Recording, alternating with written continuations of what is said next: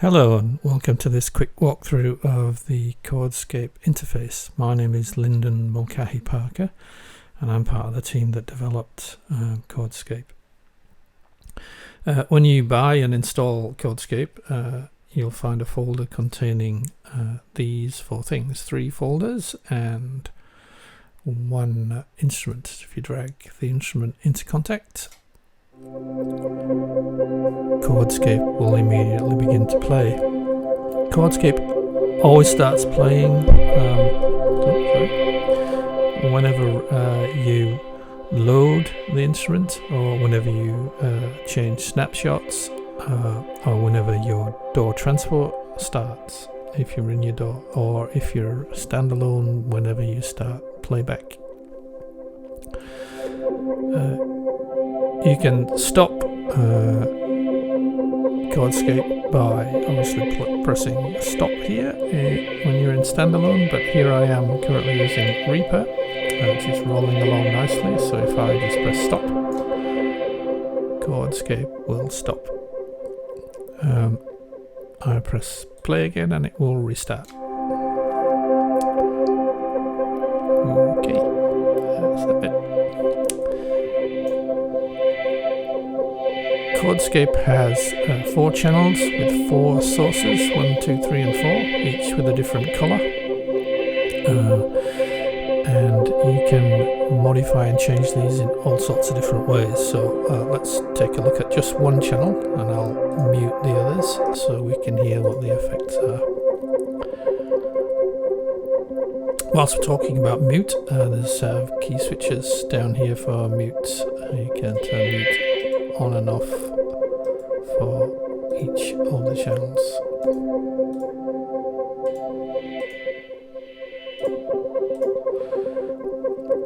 We'll get onto these other key switches in a second or two. But here we are in the first channel, the blue channel.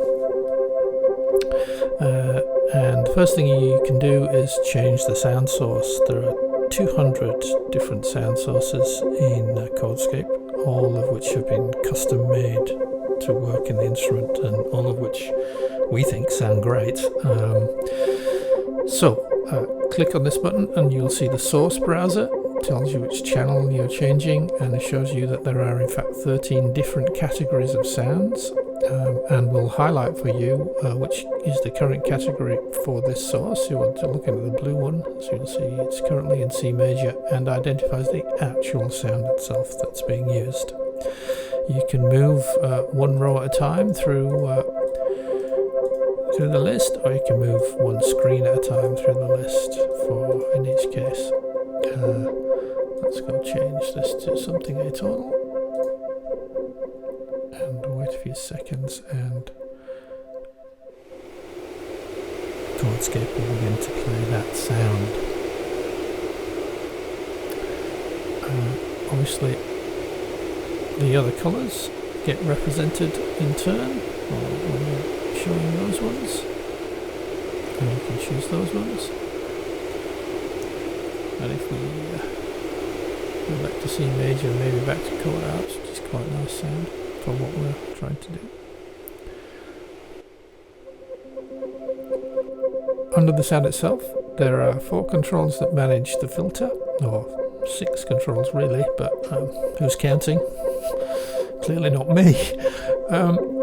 There are 3 different filter types, a low pass, a band pass and a high pass filter. You choose one of those.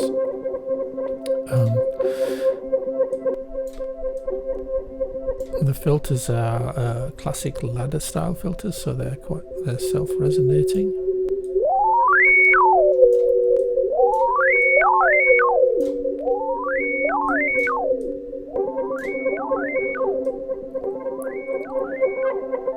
So you can play with that too, if you wanted.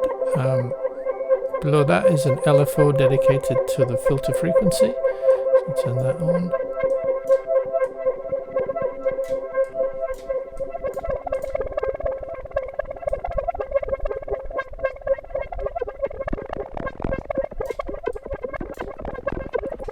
You can set the LFO shape from classic sine to this saw, pulse, and up here at the end is the random filter.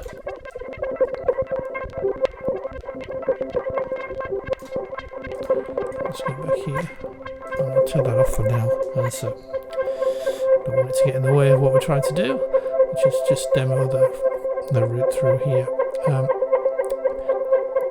Next are 4 send levels, which you can set for the 4 different send effects, which are listed under each send control, what the effect is in that slot. If you want to change these effects, you can obviously do that in the send effects rack. Here it is. You can see the 4 slots. You can turn any or all of them off or on, and choose different things that you may want to do in each of those. So reverb, delay, chorus, flanger. These back to reverb and delay, I think, were being used here. And you'll see their names change.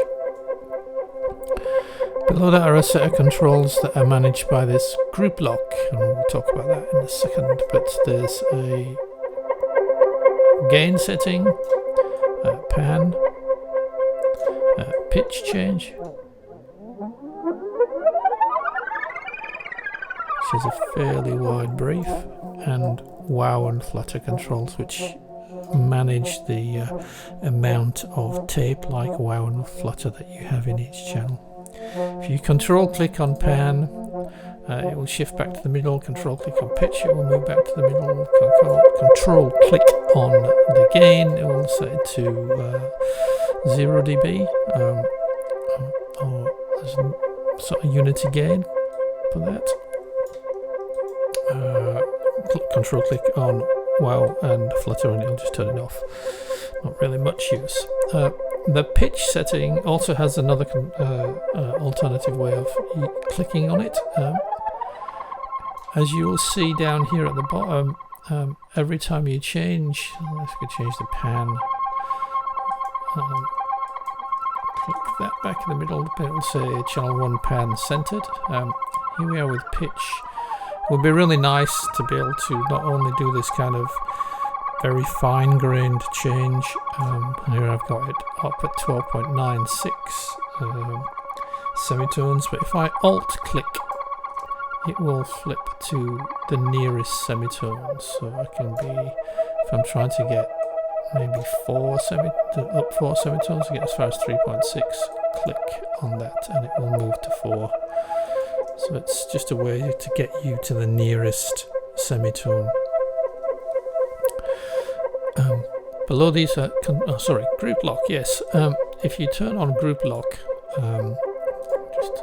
you will see, I'll turn that off, everybody in every channel in the group lock, when you change one control, it changes all controls.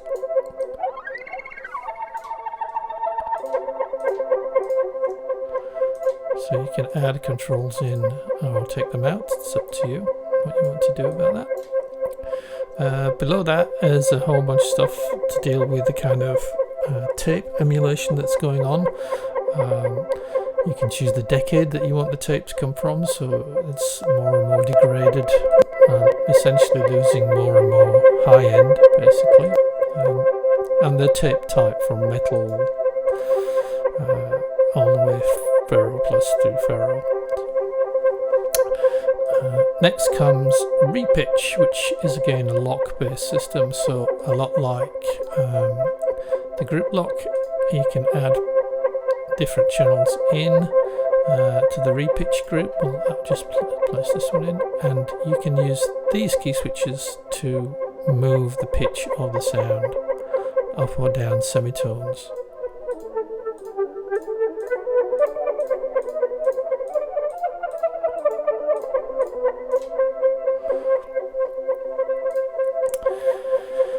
Finally on the interface, nearly finally, there's the playback area.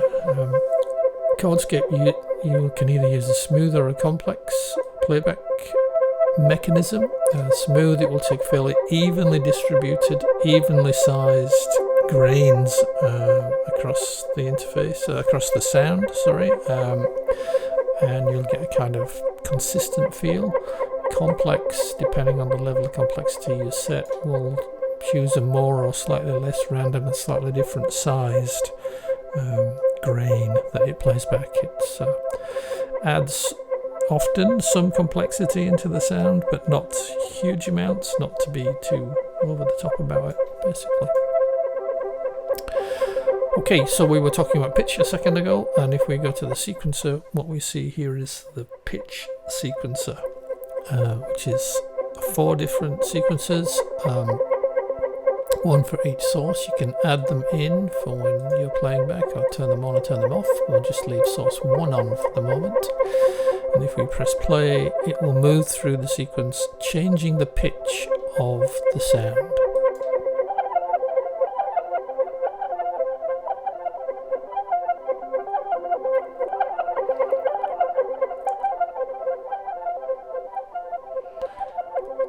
I can draw any pitch I want in here, totally free.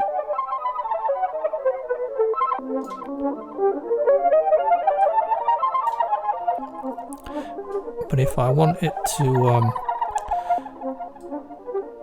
join a key, as it were, I click major and ChordScape will move my pitch movement decisions or settings to something in that key. A minor, Dorian.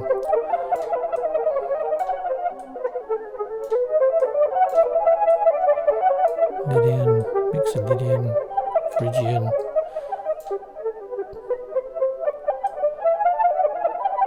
I can copy this if I like it and paste it somewhere else for somebody else to use. There's a set of different presets, 10 factory presets, some user loadable ones. If you save up to 5 different user settings, you can load them back in. If you do save a user setting, then you need to press File, Save As Instrument, so that ChordScape remembers that you've got that setting. You can change the number of steps in here from 16 down to just 4. I can change the tempo that it runs at.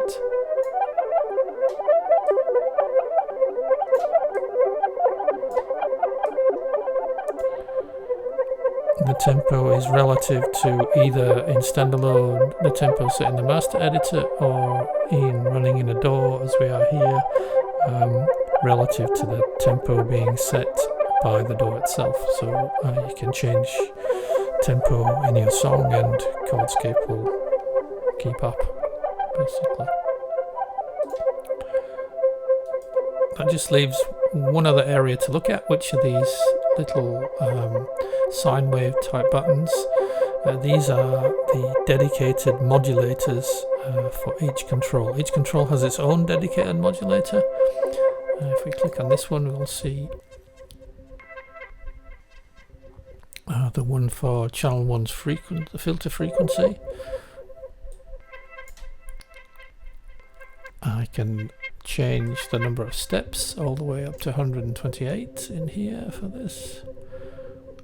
I can change and redraw any curve I would like, change the speed, again relative tempo that it works at.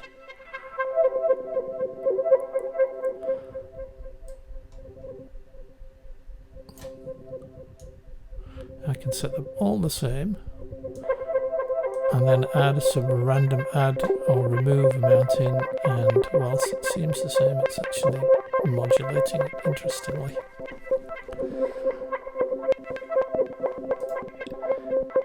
Each control has its own dedicated modulator.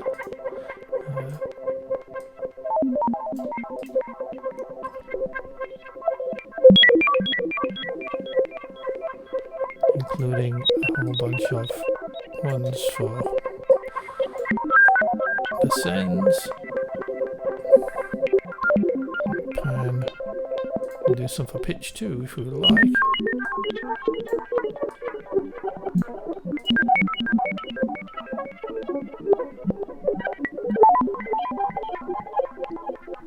And as you can see, just using the modulators gets you all sorts of interesting different noises.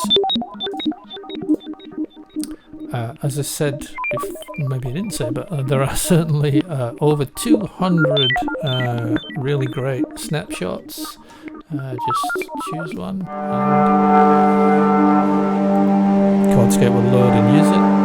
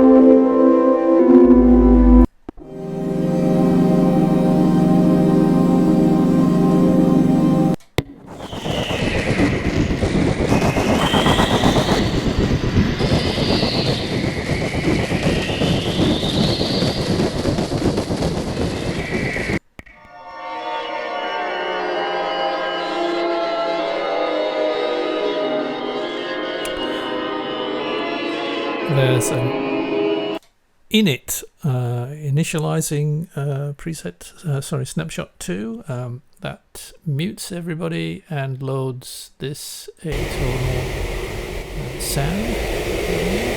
Turns everything off. It's just a place that you might choose to use if you wanted to start from scratch, but obviously you don't have to start from scratch. You can start from anywhere you like.